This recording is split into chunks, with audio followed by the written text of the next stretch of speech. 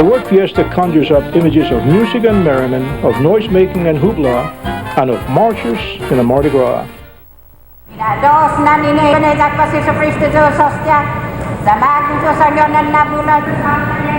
On Guam, the fiesta is a religious holiday which centers on a particular village whose patron saint is being celebrated with a mass, a procession, and a prideful display of the best food the village has to offer its parishioners and visitors. It is generally assumed that the fiesta tradition on Guam stemmed from the Spanish way of celebrating Saints' Day, a practice that has been widely observed for centuries in Spain, Latin America, and the Spanish colonies. Although we only have 22 villages on Guam, we have 33 patron saints, which means we have 33 fiestas a year, or almost 3 per month. While some old traditions and cultural values of Guam have eroded and have been replaced by other social practices, the Guam fiesta has become stronger each year and serves as the focal point for the blending and bonding of members of the multicultural and multinational communities that many villages on Guam have become. Interestingly, although all villages observe their fiestas in a similar manner, there are variations in their celebrations reflecting the village's personality, so to speak.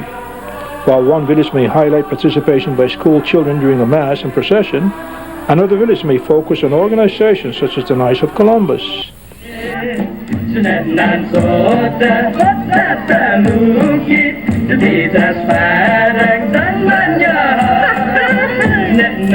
In Mongmong's celebration of the Nuestra Señora de las Aguas Fiesta, it chose native cultural dances for entertainment. On the other hand, Zigo's observant of Our Lady of Lourdes Fiesta included musicians and singers from various schools. New dishes have become part of our fiesta tables. Sashimi with tortilla is not bad, and having red rice and kimchi on your plate is at the very least very colorful. On our fiesta tables, there are only additions to the menu. There are never any subtractions. I dare say that poto, calamay, pansaymada, and finadeni will never be replaced on Guam.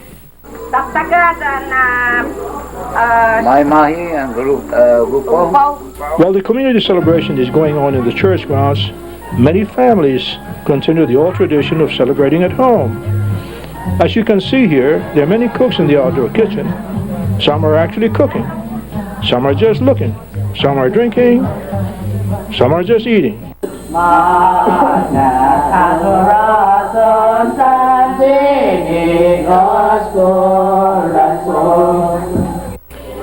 When all is ready, however, everyone gathers around the serving table. Well, not everyone. You see, the nice food setup is in the front, but the good food serving is in the back. I mentioned earlier that it has been widely assumed that the fiesta tradition was adopted from the Spanish. Historical accounts tell us, however, that as early as 1600, the ancient Chamorros celebrated certain days of the year much like the way they do today. The Franciscan friar who made this observation while he was temporarily on Guam in 1602 described it as a fiesta, probably because he was writing about a celebration that reminded him of celebrations in his native Spain. A few years ago, a friend of mine returned to the States after visiting Guam for a few weeks. I asked him if he enjoyed his stay. He was beaming as he told me that he loved the island, he loved the food, he loved the people, and was particularly impressed with the fact that there is a native language still in use.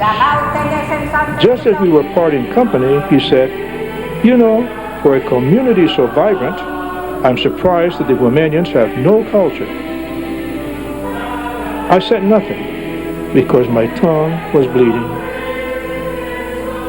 Later on, I visited my high school dictionary, and this is the word culture as defined in that dictionary: the customary beliefs, social forms, and material traits of a racial, religious, or social group. I realized then that when my friend and I were talking, one of us was speaking broken English, and in this instance, it was not I. I a day estinoi tautos en lago. This is Bamblas. Jesus Maase.